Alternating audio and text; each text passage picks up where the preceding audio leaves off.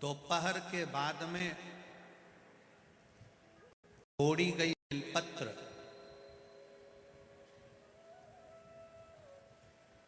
दोपहर के बाद अगर हम बेलपत्र को तोड़कर शंकर भगवान को समर्पित करते हैं तो शिव उसे स्वीकार नहीं करते।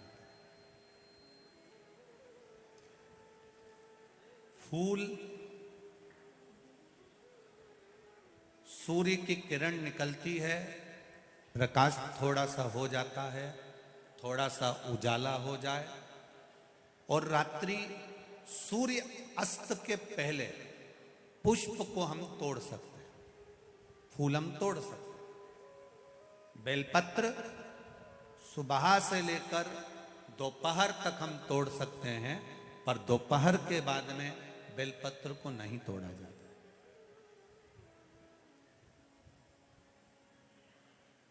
चतुर्थी, अष्टमी, नवमी, द्वादशी, चतुर्दशी, अमावस्या, पूर्णिमा, संक्रांति, ये ऐसे पर्व हैं जिस दिन बेलपत्र को नहीं तोड़ा जाता।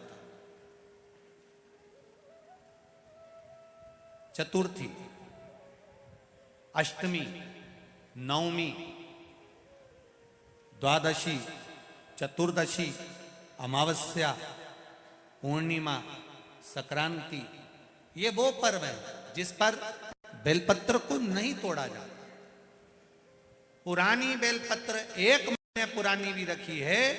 पुरानी बेलपत्र मंदिर के बाहर भी अगर निर्माल्य में उतरी हुई बेलपत्र किसी डलिया में पड़ी है, बहुत सारी बेलपत्र अगर किसी ने ले जाकर निर्माल्य को कहीं ले जाकर पटक भी दिया है मंदिर के कोने में, वहां से बेलपत्र उठा लो, उसको धो लो, साफ कर लो, वापिस ले जाकर महादेव को चढ़ा दो, वो स्वीकार कर लो।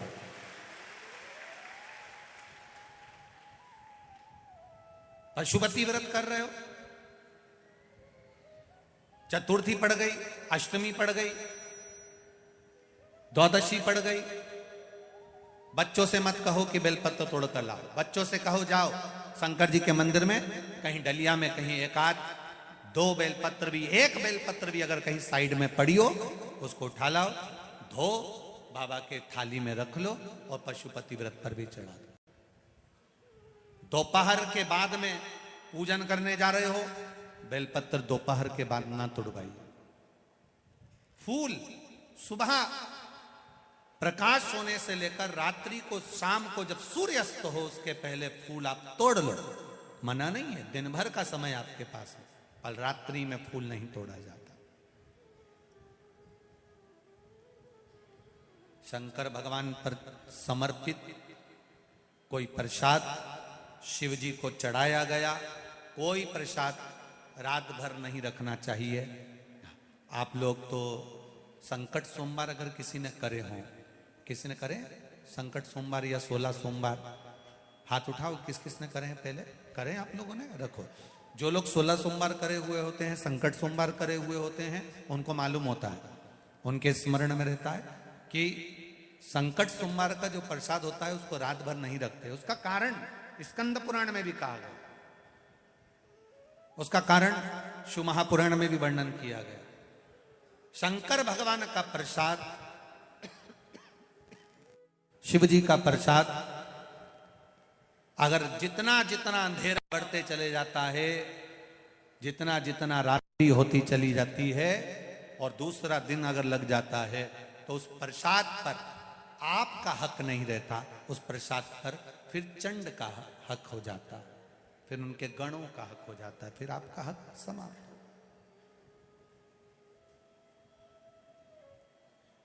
तीसरी बात का स्मरण करिएगा, एक तो बेलपत्र दोपहर के बाद न तोड़िए, दूसरा पुष्प रात में न तोड़िए, तीसरा चतुर्थी, अष्टमी, नवमी, द्वादशी, अमावस्या, पूर्णिमा, चतुर्दशी, संक्रांति, इस पर बेलपत्र ना तोड़िए। मंदिर की चढ़ी हुई, कहीं रखी हुई, कहीं अगर निर्माल्य में भी कहीं ले जाकर पड़ी है, वो भी समर्पित कर सकते हो। बेलपत्र तो यहाँ तक वर्णन करती है कि अष्टमी नवमी दोनों पड़ रही है और आपको बेलपत्र की जरूरत पड़ रही, तो एक बेलपत्र को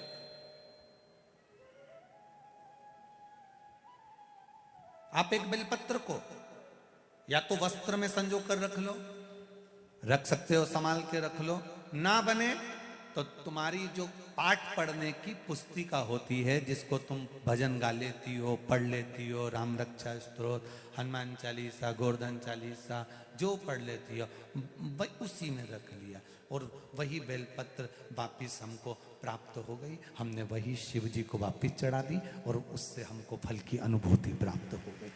जरूरी नहीं है